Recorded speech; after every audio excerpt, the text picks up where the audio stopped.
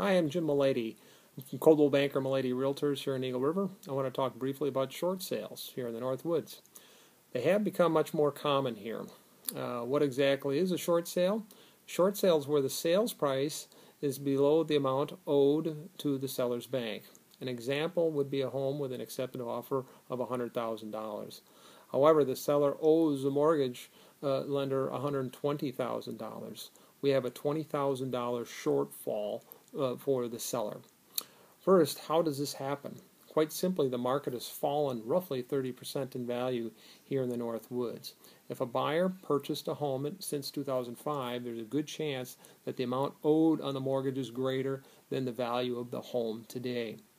Second, what happens in cases such as this is there are several possible scenarios. I'll give you a few.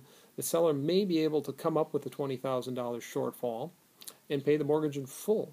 In that case, both the buyer and seller have to bring checks to the closing. Not the most pleasant scenario for the seller. The next possible scenario is the seller cannot pick up the $20,000 shortfall. The seller contacts the lender, provides a copy of the offer to purchase, and the bank has to make a decision whether or not to pick up the difference or not. If the lender decides to pick up this $20,000 shortfall, this becomes a short sale. This process is quite slow. It can take up to 6 to 8 months from acceptance to closing. The smaller lenders are much quicker, but Fannie and Freddie and the larger lenders are typically moving at a glacial pace. Why the slow pace? Well, there's a lot of theories out there. Officially, lenders are saying that the review process and the amount of government red tape is to blame. My own theory is that the banks are trying to delay the inevitable. Plus, the longer the lender can stall the process, the stronger the market may become. It is possible that the first buyer loses patience and walks away. A second buyer may come in at a higher price, assuming the market value is improving. Who knows? Maybe the whole short sale could be eliminated if we get the buyer to write on a $20,000 offer. A few other points about the $20,000 shortfall. It is called a deficiency. In this case, where the bank gives the $20,000 deficiency to the seller that could be a taxable event for them. Right now it is not, as a bill was passed, eliminating some or most of the taxes on this $20,000. It depends on your tax bracket.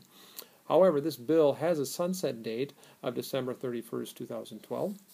And with all the fiscal cliff talk, there's a very good chance that this relief will not be renewed in 2013.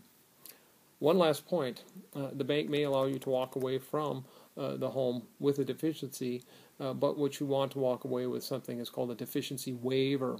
This waiver is the bank's acknowledgement that they will not come back after you for the deficiency. In our previous example where there was a $20,000 shortfall or a deficiency, it's possible that the lender could come back after you years from now and ask for the $20,000 back. If they issue you a waiver, they are waiving any claim for the deficiency. It is imperative that you obtain this waiver.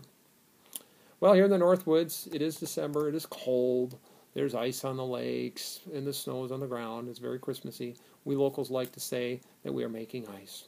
So Merry Christmas to you, and best wishes for the new year.